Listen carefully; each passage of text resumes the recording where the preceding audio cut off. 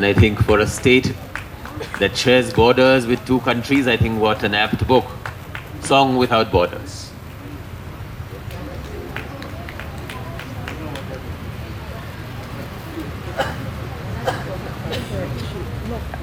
And now I request Sangha to be in conversation with Guru and take the program ahead.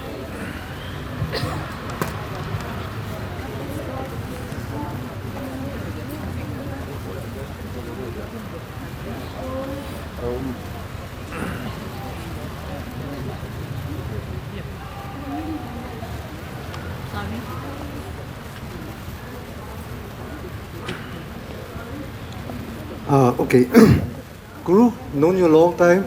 I've always thought you'd make it more as a stand-up comedian because you've always shared so many jokes. But jokes apart, though, I've always loved your poems, and I was so happy when you finally decided to put them all together for Monk on the Hill as well, and, which I think is a great book. And by the way, I hope you know that one of your poems is actually like required reading here in Mizoram colleges, right? And actually most of the students wanted to come, but they're having exams. That's what I've been told. Okay, so we really need to work on the timing of this thing as well. Because one of the teachers here, and she also said they all wanted to come, but they were having exams.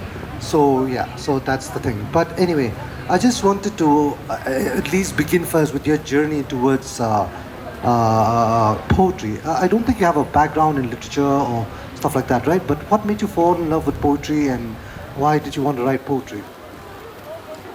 Like Pankaj said, his sketching started in school. So for me also it started from school, and I had the abiding interest. We were introduced to Shakespeare and Panorama, which was contemporary and classical poetry. So, and we had a fantastic teacher. In fact, this book is dedicated to two people who influenced me. Mr. Ivan Sampson, who was our English teacher, and then there's another lady. She was not in the teaching faculty, but she is the one who actually helped me kind of appreciate English, because till then English was a second, third language to me, but that really caught my attention after Panorama and then Shakespeare, that journey. Yeah. Do you still recall what the first poem you ever wrote, or published? In school. Is it in the book, by the way? Yeah, it's not in the book. Okay. In school, there was, we used to have the Mayfair. So by the time I was in class 10, I had quite a few collection, and then this lady encouraged me to print them, sell them, and donate that money to the school, the charity. So actually I did. In those days, there was no photocopy. You had to cycle style everything. But I sold it for, I think, 2 rupees or 3 rupees, and collected, I don't know, $100 or something like that, and we were able to sell it. And then I donated to the school, my first collection actually, so to say. Yeah, I'm just going to keep going on about Monk on the Hill first, then we'll get to Songs Without Borders. Perhaps could you reach us a couple of poems from Monk on the Hill first, especially the title poem, which I really love, by the way. Yes, I'm sure.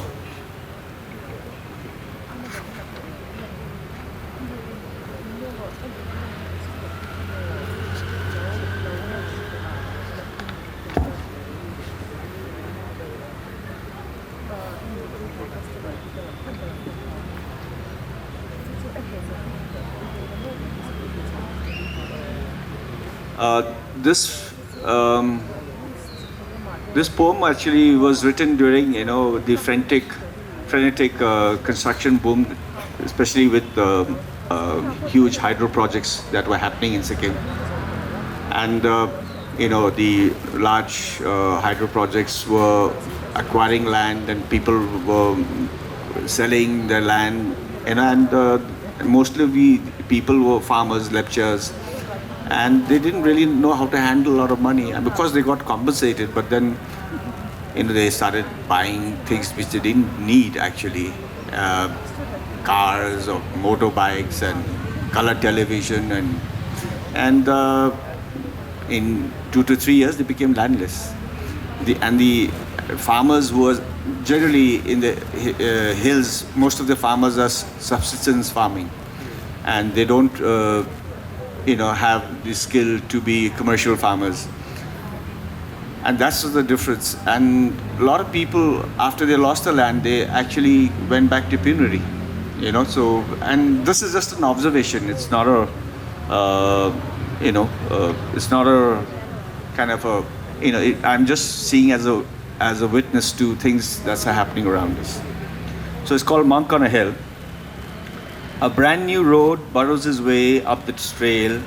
What use is it to an old monk on a hill, except our lands and rivers will be up for sale, and my people drunk on easy money for a summer. The low hum of engines from the valley below, the rat-a-tat of machine and rocks invade my wooden hut at the forest's edge.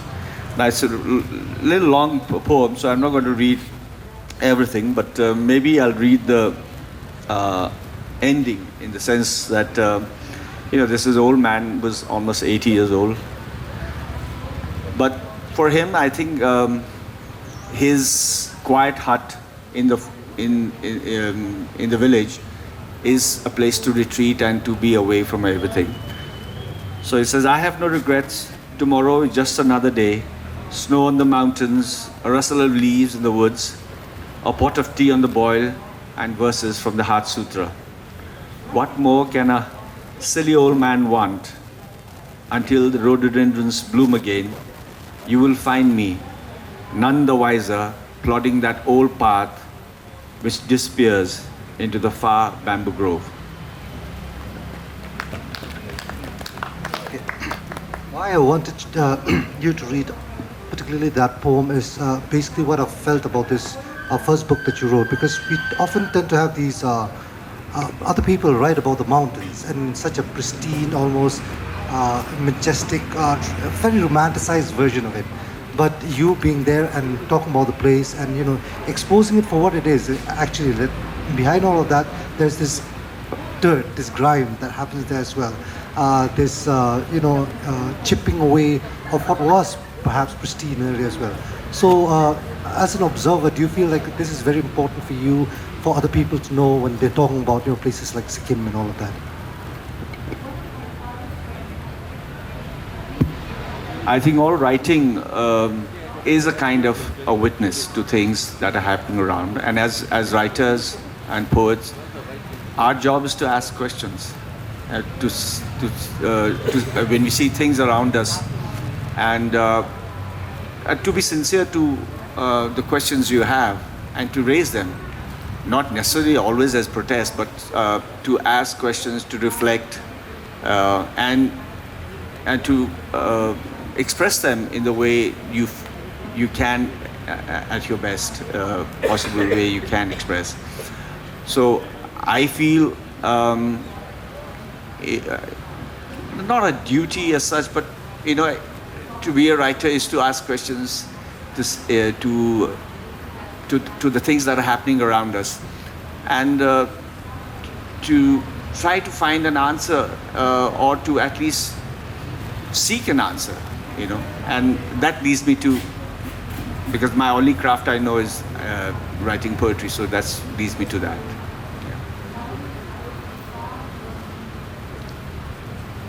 Oh, moving on to your latest book, Songs Without Borders. I feel like this is again my own reading of it, initial reading of it anyway. Seems to talk a lot about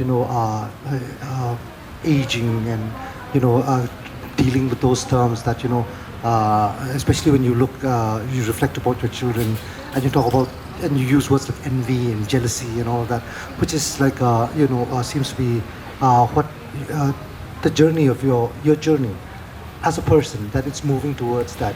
What do you feel has been a change between this book, Monk on a Hill, and Songs Without Borders? In Songs Without Borders, in fact, one of the earliest poems for this collection was when I was traveling in the southern states, United States, in 2016 when Trump was at his ascendance. And we were in the really red country. And there was this lot of hate rhetoric against Muslims and Mexicans and all sorts of foreigners who were supposedly invading the United States. And I was traveling actually on a bourbon trail, but we got to meet a lot of these people who held very strong beliefs about these. And I first wrote my poem called, about this illegal immigrant called Romare Garcia Marquez. How a lot of these illegal immigrants are working. They are actually toiling, and and they've come from very disturbed places around the world, but they pay the taxes and they're working hard, and they've not kind of broken the law, but they were the they were the target, and the kind of this xenophobia was congealing into this big narrative at that time. So yeah, I started with that, and then a lot of things started happening, places. Then of course I have other chapters. Then I started re-examining. I was already in my mid-50s when this book was supposed to come out 2 years back, but it took unnecessarily long time to get printed. So I was in my mid-50s, so I was also thinking about life, about aging, about children growing old. So all these were in my mind. So I wrote about these things. Yeah. Can you please read some of the poems from there? Though I've earmarked a couple that I really want you to read out, but you can just start reading out. I don't know if Mona is here, but oh yes, that's one of the poems I actually earmarked out because it has the best opening line that says, "Only a poet can be a..." What was it? Infidel, born again infidel. Oh yeah, only a poet can be a born again infidel. I mean, that's what a line, beautiful line. But where is Mona? Okay, Let Mona come. Before Mona comes, read something else. Okay. So, I'm examining myself as a father because I have young teenage daughters. One young teenage daughter, elder one, is just turned an adult. And as parents, and especially as mothers over here, they are far more sensitive to children at that age. So my daughter was kind of going through those typical teenage angst and fears and what have you. So this is a poem I wrote to her when she was just 12 or 13 to console her. It's called "Morning is Only a Few Hours Away." Remember your father's gift, a talisman strung out of simple words. Wear it and hold it close to your heart when anxiety overwhelms you and sleep escapes into the far fields of the night. Then whisper to yourself, "It's okay. Morning is only a few hours away." The dark clouds over the mountains too will pass, having spent its rain in a furious downpour, swelling streams and breaching riverbanks, until from the deep woods, in a dawn unclaimed yet by humankind, the cuckoo sings again and breaks light. He cannot tell you how your future unfolds. That, O child, is your choice and the collective will of your generation. He can only point you back to the broken forest and tell you it's worth protecting it, unlike the failure of his peers. For the birds and beasts should fly and roam free long after your mother and father are gone, and the reality of your own children and children's children weigh upon your shoulders. Someday, when you return as a grown woman, having traveled far and wide, your wings dipped in blue, please bring back the talisman for your father, whom ravaged by old age and disease, whose legs struggle to carry his body, and sleep escapes into the far fields of the night. Placing your hand on his head as he does now, you whisper into his ear, "It's okay. Morning is only a few hours away."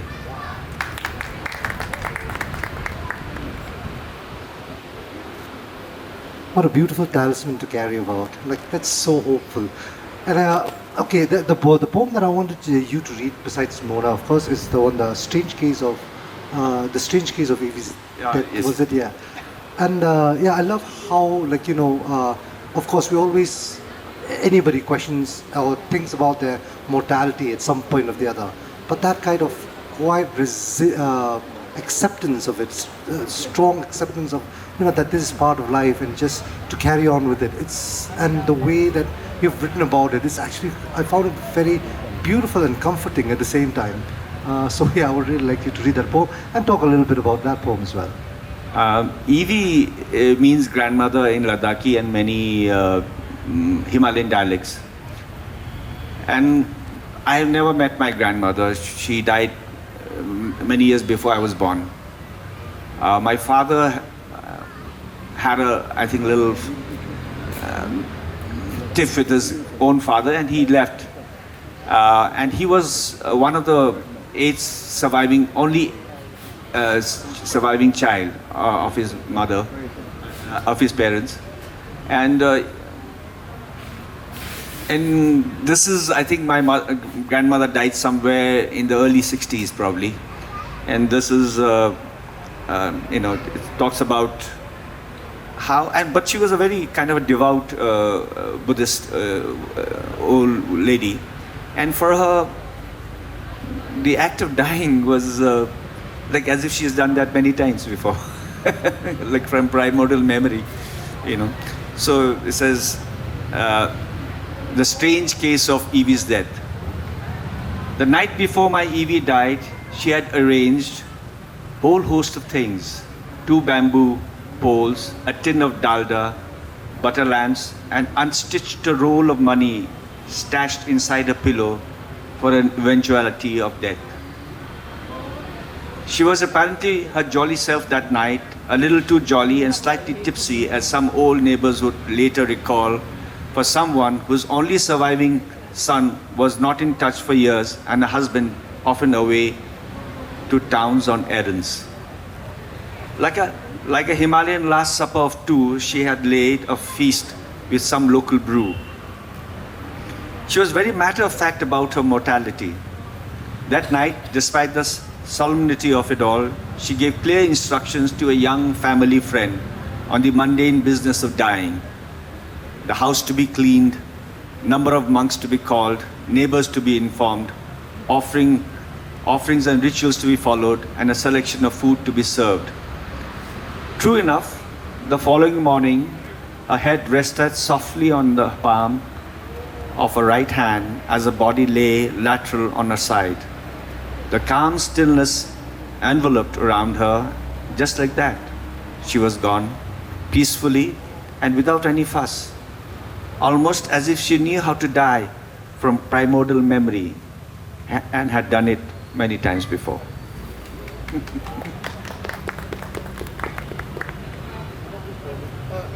Especially when it's done right. I like how this kind of writing that you do, is almost simplistic, matter of fact. Like, it isn't overtly emotional or anything like that, but how by doing that, paradoxically, it actually evokes more emotion from the reader because it's just matter of fact, things like that. And we have Mona and Ben and Jacqueline. If you can tear you away from your gin and your smokes, we have a poem for you.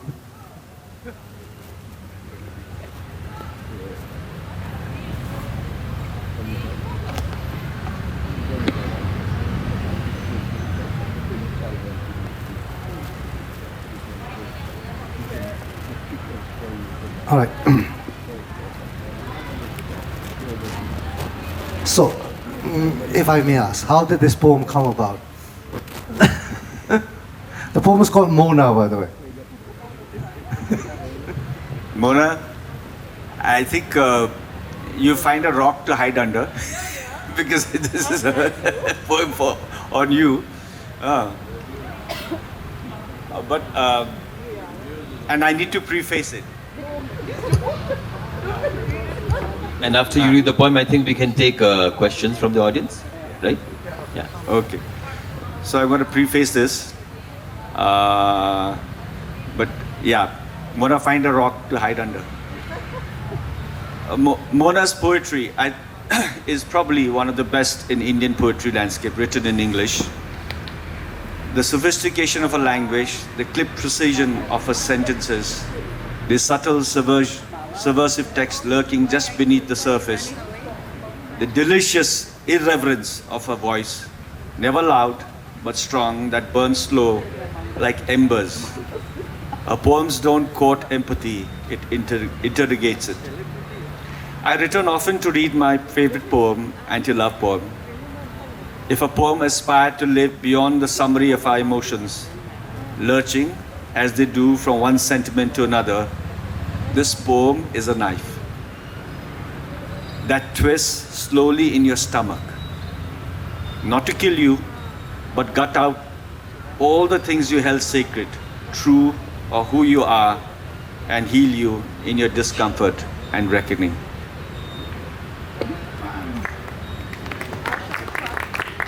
Oh wait, Okay, just to kind of read out the poem, like I said, it has one of the best opening lines I've ever read in a poem.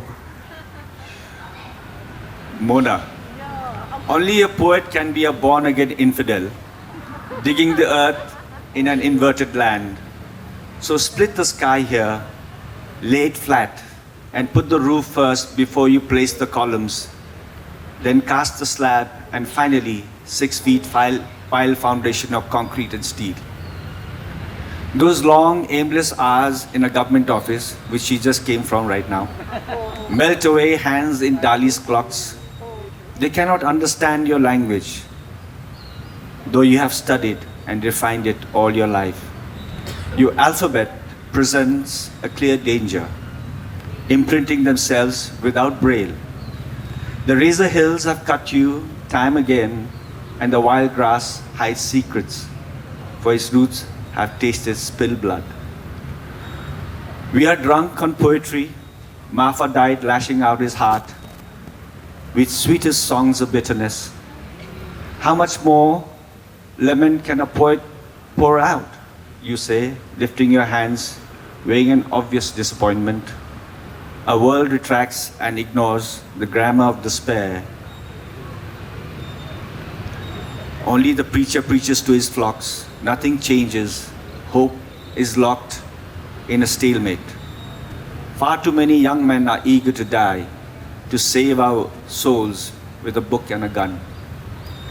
Someday soon, the road ahead will run on the reverse. I say, careful, make way for Mona.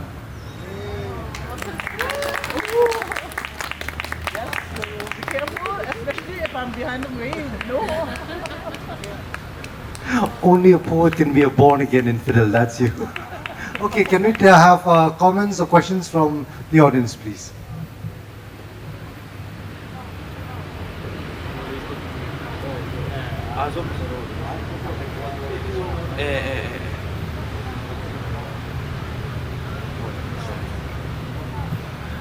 Hello, sir. My name is Casey Lashoitlonga. People just call me Casey. I come from Patsonga University College, and I'm also representing the Youth Writers Club. And see, we're actually learning your poem in our part of our syllabus, a Himalayan ballad. And I actually have an exam on that next Monday on your. I can't help you on that. Yeah. So I know this is kind of this might be kind of cheating, but I want to know about how you came to write that poem, and something I could use in my answer. Not allowed. Not allowed. Of course allowed. He came. You see your own. See, Himalayan Ballad is a poem of a period in time in Sikkim's history when we used to have trade with Tibet. And when there used to be a mule caravans would go from Sikkim into Tibet carrying all the finished goods, sugar, oils, what have you, and from Tibet, a lot of wool, pashmina wool, and earlier even salt used to come. And you know, you find in many gurdwaras or yak tails, they all came from there, you know. Yeah. So it was a time, and in this I try to kind of write in a slightly Chinese style of way, writing in which you have a typical Sikkimese woman who's quite timid, and then you have a Tibetan trader who's, you know, he's got a wife and kid, and you know, when he trades, they go on long months, like 6 months, 7 months, they would be away and would come back, and they'll stay for a few months. Then again, would go to trade. So this poem is about a time maybe in the 1930s, 40s, when they used to have this mule trade across to Tibet. So it talks about this. It's a dialogue between the father, the husband and the wife, and in between, you know, the kid is going to be born soon. So it's about that, and then I try to, you know, write it that way. Yeah.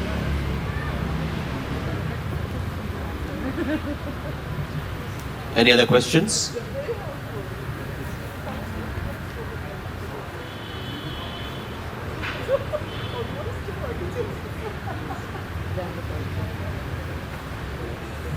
All right, no more questions. So I guess you should read at least one more before. Yeah, one more before we go. Like Pankaj said, if you give a poet a mic, he becomes Mike Tyson.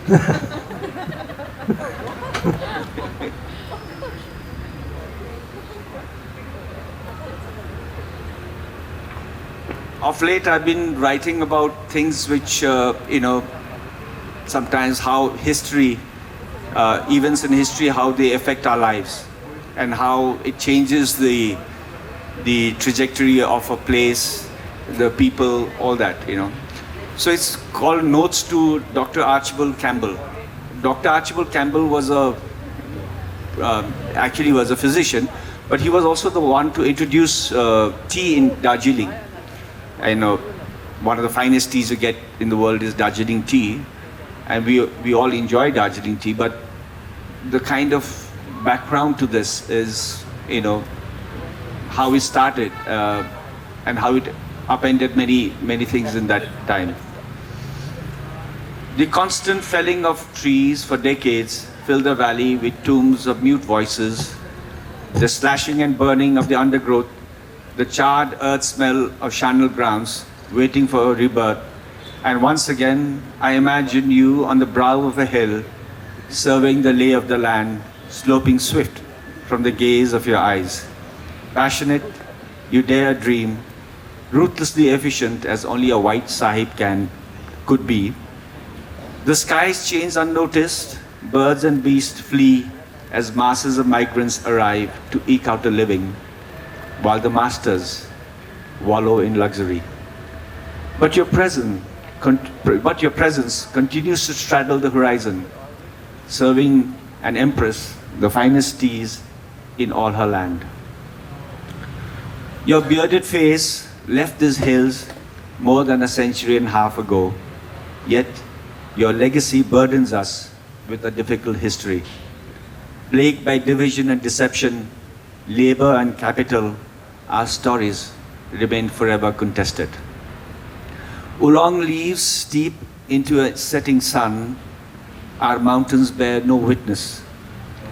They are indifferent to human travels and joys. They have been here long before Adam took his first few steps as a bipedal primate on the plains of savannah, long before desire, before taste or language. Thank you. And Guru, and for your art. Thank you so much. Thanks, Sangha, for doing this. And thank you, Mona.